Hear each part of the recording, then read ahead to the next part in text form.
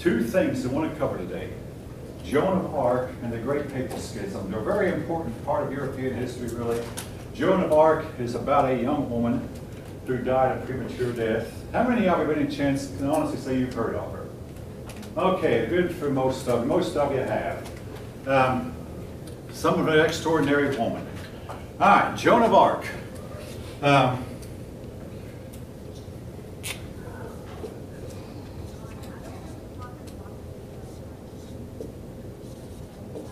The French would probably spell it this way, or sometimes I leave out the A.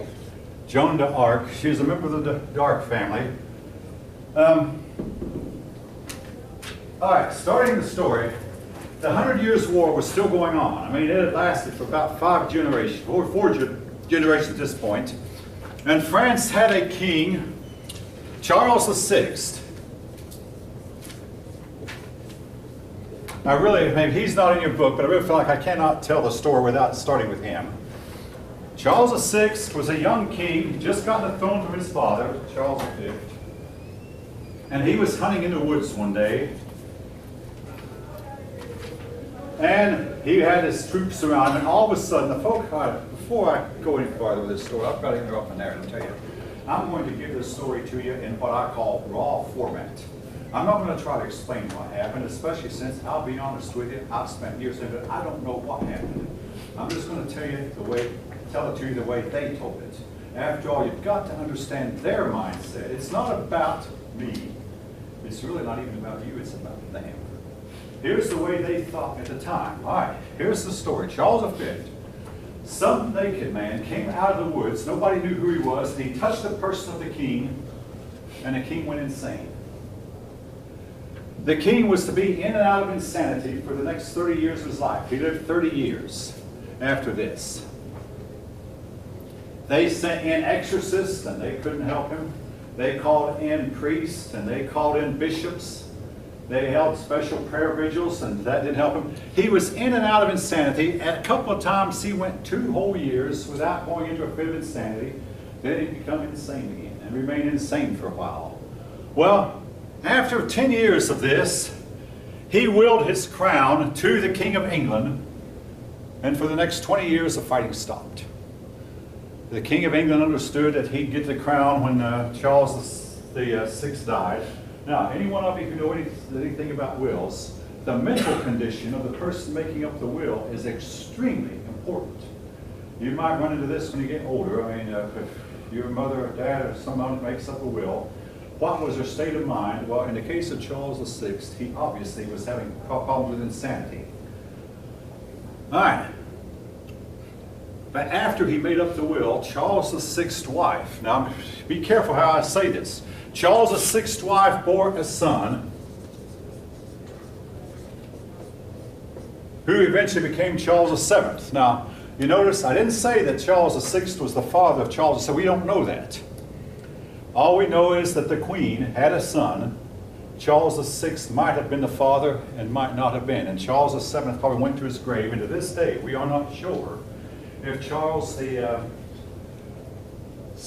really was a son of Charles VI or not. But anyway, he was considered legitimate. So when Charles VI died, the people of France gave the throne to Charles VII, young Charles VII.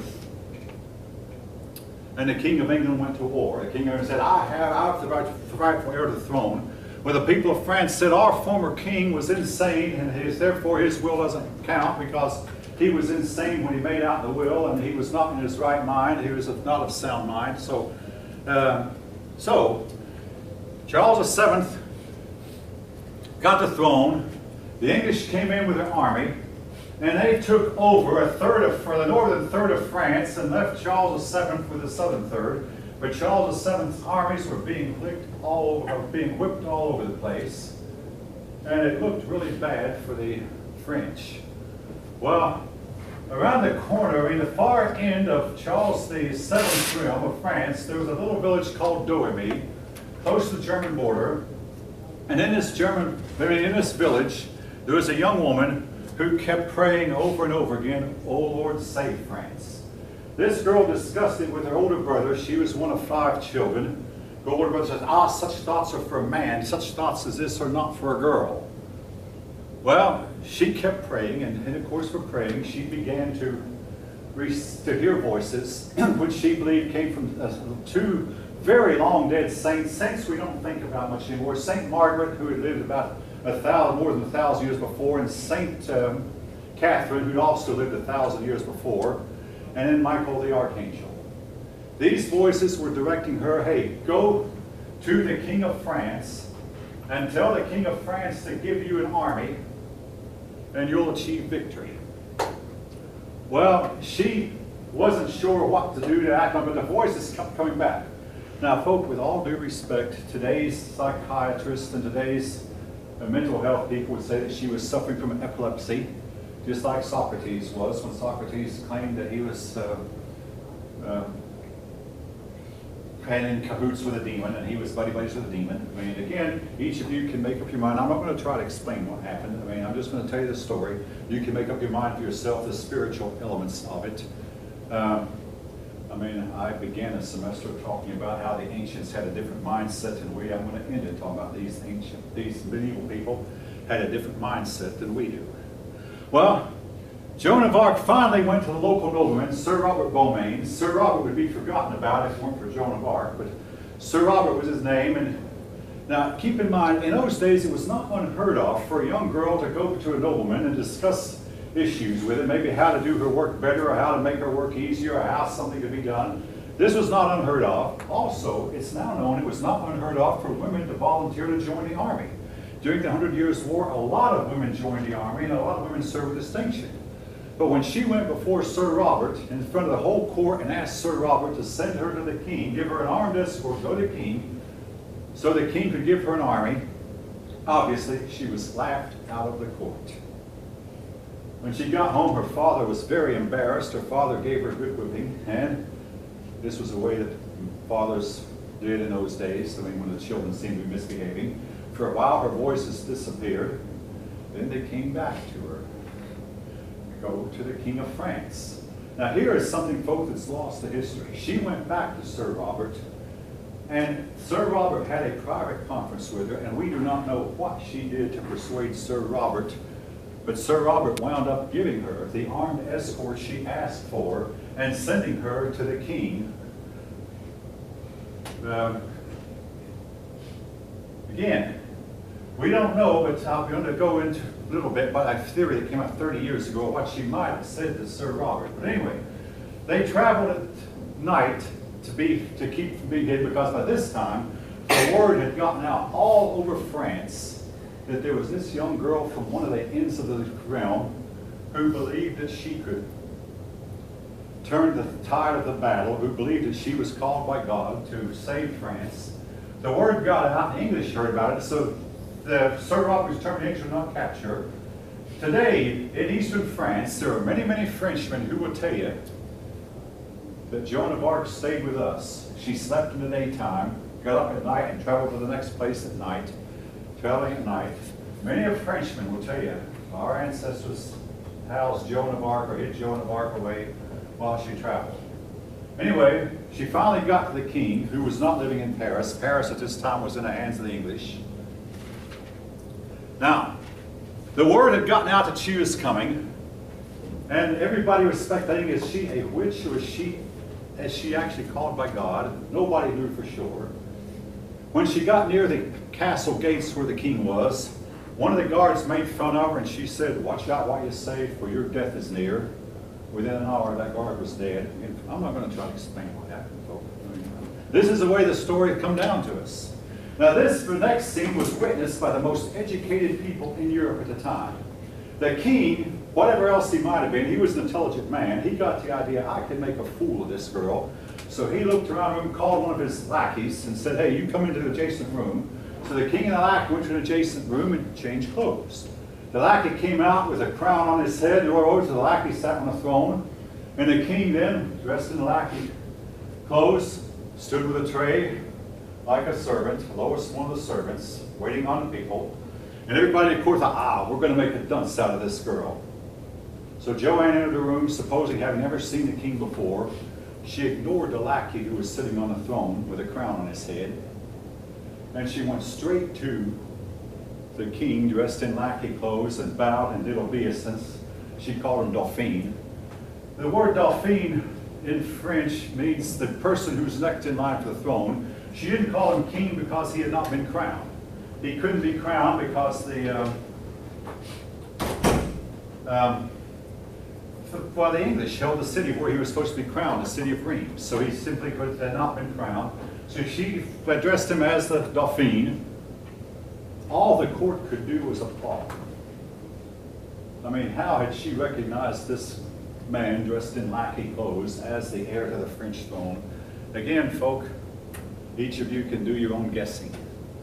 Well, the king had a problem with decisiveness. He could not come to firm decisions, so he tried to farm her out to a bishop and said to the bishop, now, you examine, find out if she's a witch or not, find out if she's a virgin or not. I mean, if she were a witch, she'd probably not be a virgin. I mean, does any of you know anything about witchcraft? You know that most witches were not, not all witches were not virgins.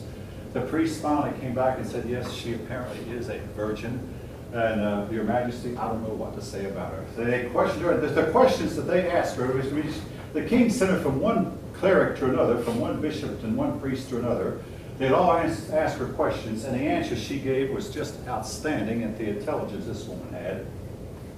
And ultimately, the bishops had to tell the king, Your Majesty, whether or not you give her an army is going to have to be your decision.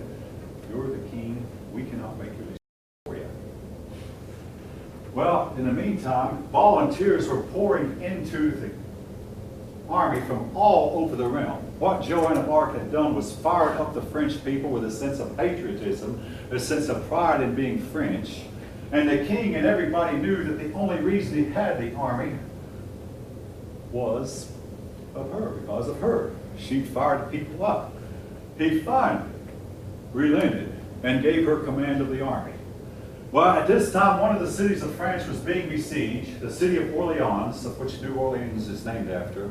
The city of Orleans was being besieged, and of course the obvious place for the king to send his army was to the city of Orleans. So Joan led the army, went to the city of Orleans. To make a long story short, she raised the siege of Orleans and sent the British packing. It was the first real battle the king had won during his entire time on the throne. Then she was to wind up winning 3 more battles, 4 battles altogether. And at that point, the king felt like he had the city of Rheims, so he could go ahead and proceed to have himself crowned. There have been many artists paint magnificent paintings showing the king being crowned. Of course, there's a priest holding the crown in the painting. The king's wife was on his right hand, and Joan of Arc on his left. Joan of Arc is wearing some pale armor. She insisted it was silver. Some people call it white. She insisted it was silver armor. Anyway, that was her highest moment. After that, things began to go downhill fast for Joan. She went to the king and she insisted that they should go to Paris next. The king said, oh no, we're not ready to take on Paris yet. Now we got to get Paris later. Now, eventually the king did get Paris, but that was years down the road. He said, let's wait. The king's generals advised, no, let's not go to Paris. Joan insisted on having her way, and against the advice of the king and all his generals, she loaded up an army to try to take Paris. On the way there, she was captured, turned over to the British. Her trial lasted about a year, during which time, at times, she gave really wise answers, but at times her voices left her. She finally told the English judges that I did hear the voices. I was called by God. The English then burned her at the stake for the crime of witchcraft. But they had no sooner done it than one of the English soldiers cried out, may God help us, we have burned a saint. The French, in the meantime, had shown no interest in protecting her or saving her or trading her or buying a ransom for her. And folk, I can tell you, I think why. She had one real problem. She was extremely domineering. And the king, I guess, felt like he was not king as long as she was around. And then this same king later on, I mean, first he was controlled by Joan, and later he wound up being controlled by a mistress, a lot of kings. have been controlled by either their wife or their mistress. In my own lifetime, Charles de Gaulle was running France, and his wife said, Charles de Gaulle was president of France, his wife would tell him, now you run France, but here at home I run the house, do you understand? And she ran the house. I mean, Cyrus the Great, he was henpecked. Anyway, a lot of even your more powerful kings have been. The king, again, had shown no interest, but she had a problem. She was obviously very domineering. But the king had made her family nobles, which meant that they were exempt from taxes for 300 years. But Joan's father died 2 years later, broken heart, mourning for his young daughter who died an untimely death. But the mother lived to be a very old woman. 20 years later, the mother wrote a letter to the king requesting that the king have Joan's case retried. Well, the only way to get the case overturned was to go directly to the Pope. So the king wrote a letter to the Pope to reconsider Joan's case. The Pope overturned all the decisions made against Joan by the clerics who were deceased. However, some of the clerics who had tried Joan were still alive. Now, you may know popes usually are up in years and don't last long. And in a few years, that pope was dead, a new pope came along. And by this time, all the clerics who had condemned Joan were deceased. The new pope overturned all of the judgments against Joan, and the king was able to write to Joan's mother, Joan has been fully restored to the church. She's declared completely innocent of all charges, and has made Joan's mother as happy as she could be under the circumstances. Well, fast forward many, many years, 1920, World War I had just ended, and we Americans don't know this, but the church had been highly accused of starting, invading and helping World War I get started. Again, this fact is not given much in America. But anyway, the church felt like it needed to do something to heal Europe after this terrible war. So they made, in 1920, the Pope at that time made Joan a saint. Her day is May 30th. All saints have a day. May 30th used to be Memorial Day until Nixon changed it to the last Monday in May. But May 30th is her day, and she was declared a saint. Now, as to the thing I promised to tell you, 30 years ago, there came out another story about another side to Joan. Someone decided that she was really the illegitimate daughter of Charles VI, which would have made her a half-brother to Charles VII, which would explain, so number one, it would explain why she seemingly was so educated and so intelligent, that the king had tried to keep her secret, so he had educated her for a while. Then he had farmed her off to the farthest edges of his realm, here in Government, to where nobody would know of her existence, or nobody, well, they know of her, but nobody would know that she was really the king's illegitimate daughter. This story was told, and the person they burned to the stake, they picked some very undesirable woman to take her place and burned her at the stake, and Joan, the real Joan, the daughter of the king, actually was turned loose when the English found out who she really was. She was turned loose and she married and lived for a good many years after that. This is part of the story you might not have heard, but it also explained why Sir Robert Beaumains, once he had heard that, hey, I'm really the new king's half-sister, and I'm really the former king's daughter, that would explain why Sir Robert sent the best of his troops to get her to the king as quickly as he could. It explains a lot of things, again, including her intelligence and her sway with the king.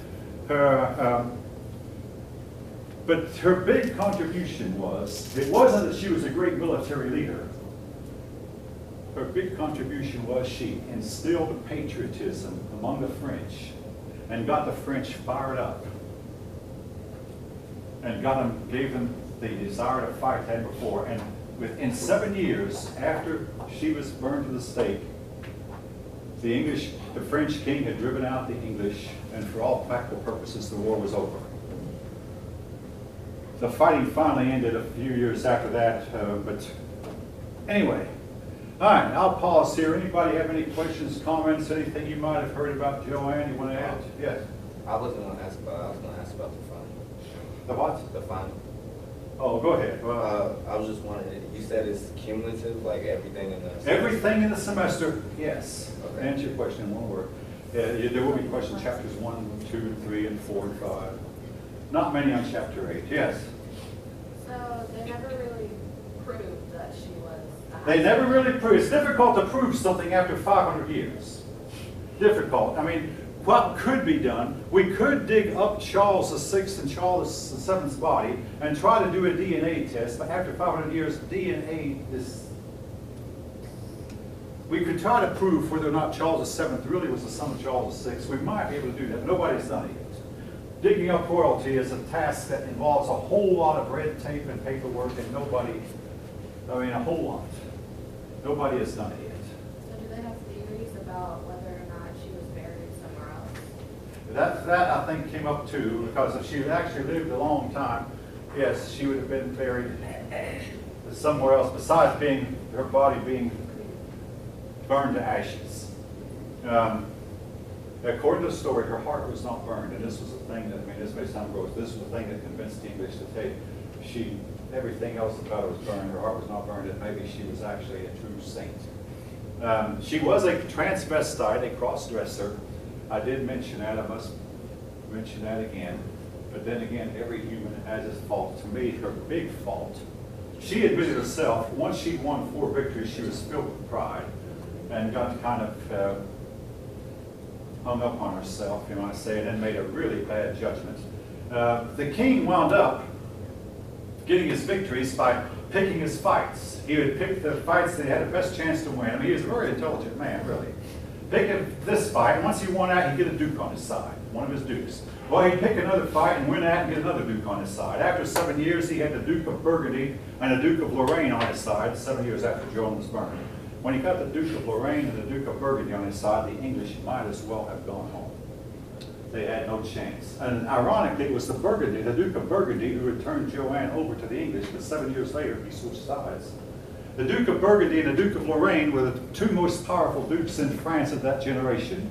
When they joined with the King Charles VII, like I say, the English were licked at that point. All right. In 1453, and this is one date you might see on the test. I don't know if I put it on your test the other. This has been called the turning point in medieval history because 2 things happened. One, the 100 Years' War ended.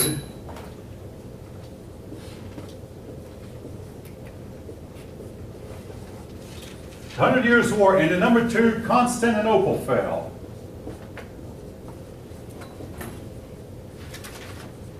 When Constantinople fell, that meant the Byzantine Empire was no more. And of course it meant that the Muslims were going to try to get Europe they had to get Constantinople first. So in 1580, the Muslims went to Vienna. Europe rallied behind their people, the Viennese, and the Muslims lost. In 1680, the Muslims went to Vienna again. That's only been about 340 years ago. It may seem like a long time, but 340 years, the Muslims felt strong enough to try to take Vienna. Again, the Europeans rallied and drove the Muslims out. Then what happened? All the technology that was invented by mankind was invented by the Europeans and left the Muslims far behind, and the Muslims have not caught up to this day. And technology simply saved the day for the Europeans. The Europeans developed better rifles, better cannon, better ships, and eventually developed iron ships, and eventually developed the telephone, the telegraph, the radio, the wireless radio, and well, eventually the computer, the cell phone, and a lot of other places that have not invented anything. With all due respect to Japanese, they don't invent much. They simply copy what others have invented and improve upon it. I mean, they're good people, but they're copiers, more so than they are inventors. They can improve upon other people's inventions, and I commend them for that. All right. When the Byzantine Empire was taken, the Byzantine Empire was taken in 1453. I mean, it was led by a Muslim named Mehmet II.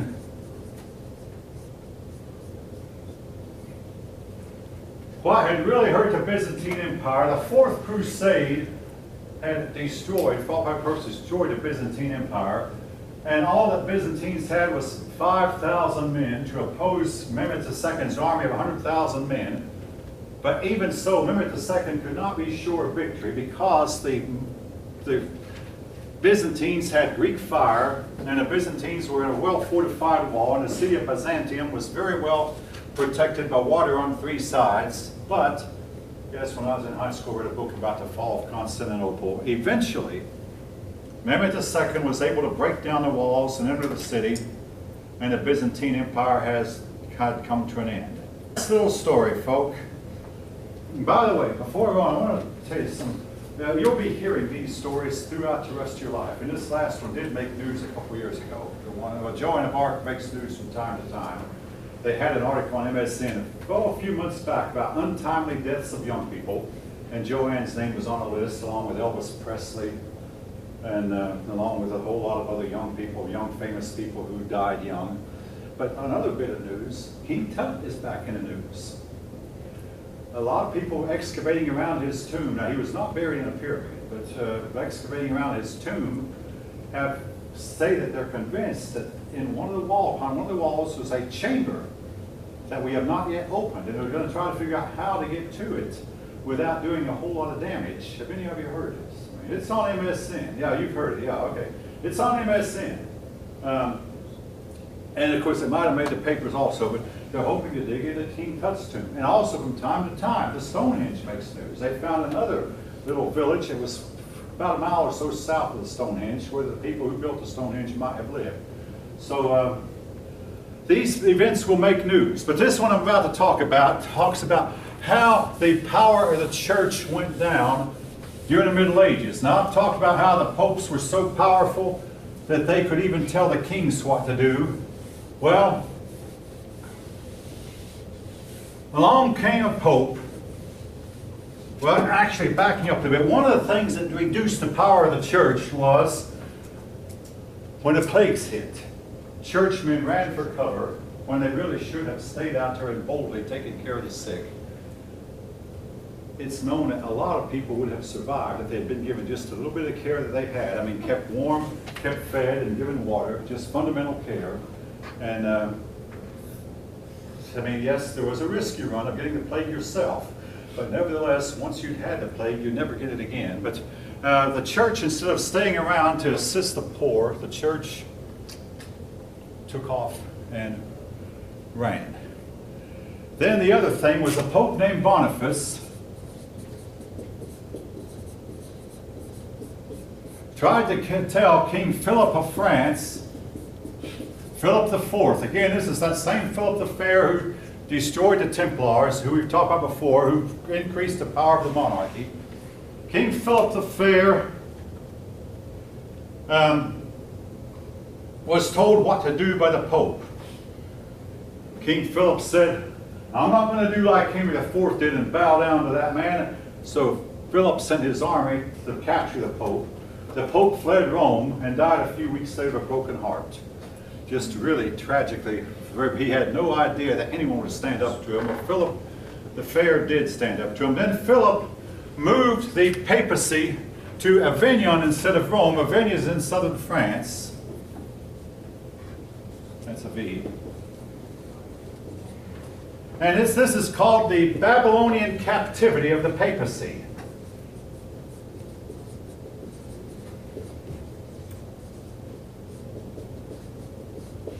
For 70 years, the king of the popes operated in France instead of operating in Rome.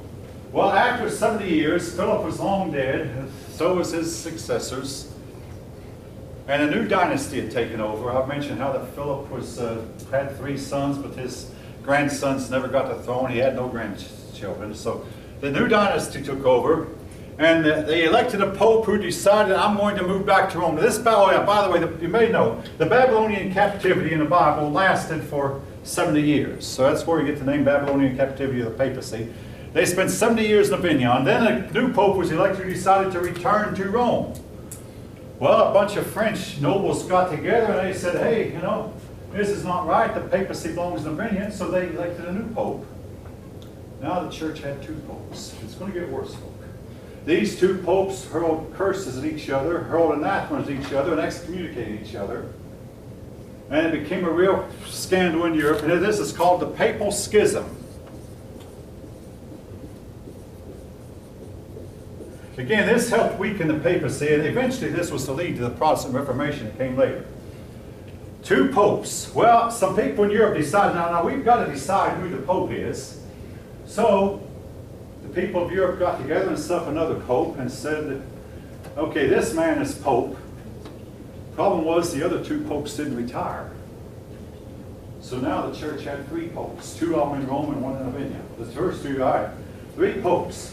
Well, the Holy Roman Emperor, who was the most powerful man in Europe, stepped into the scene, and he said to one of the popes, you really need to call an ecumenical council, and this time we will step aside. We know that the church feels like it should, but we'll let you church people. And folks, this is very important. The church wound up appointing its own pope at this point. But anyway, we said, we'll let you appoint, and we promise whoever you appoint will all be recognized. So all of Europe's nobility, princes, kings, and emperor alike, promised whoever the church picks as pope will recognize. Well, the church met in a council, an ecumenical council, which has been called about 8 or 10 times in church history. The most recently, when I was about 11 years old, the Pope called an ecumenical council, Pope Joan the 23rd. But anyway, they called an ecumenical council, and this council elected another pope. And this time, all of Europe's princes flocked to the new pope. His name was Martin V. The new pope is really the pope all by himself. This time, the other three popes all resigned. Well, Martin V, the new pope, felt sorry for them as he made cardinals out of all three men, and they all three understood he might become pope. But life was such in those days that all four of the men who had been popes, were all dead within 5 years. Martin V lived the longest.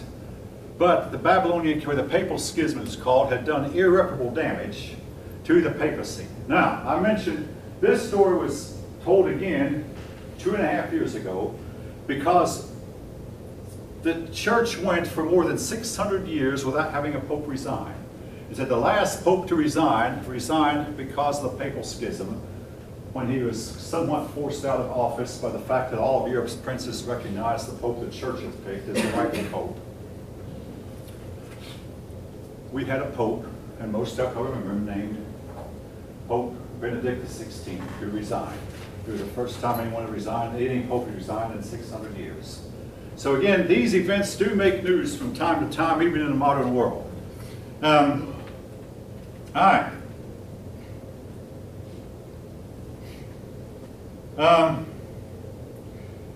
Again, the Papal Schism is very important because it ultimately was to lead about 100 years later, more like 150 years later, to the Protestant Reformation. But the power of the church was largely broken, and the church remained a church, but it did not anymore try to take over and run the state. And in Europe, the church and state became separate, which probably was the best thing that could have happened for Europe. And I think really it benefited both church and state. The church and state remained separate. And I'll tell you something I've never told the class here, that from an avid churchgoer. I mean, I'm a strong supporter of my own church, with myself. So yes, but I do believe church and state will remain separate and not become one. In places where the two have become one, the results have been disastrous. Each person should be free to decide for himself the moral issues of life and not be coerced by the state. Now, you've all heard me say that before, and I think that morality is better off, and the state is better off, and everybody in the long run is happier when morality is decided by each individual and not decided by some higher authority.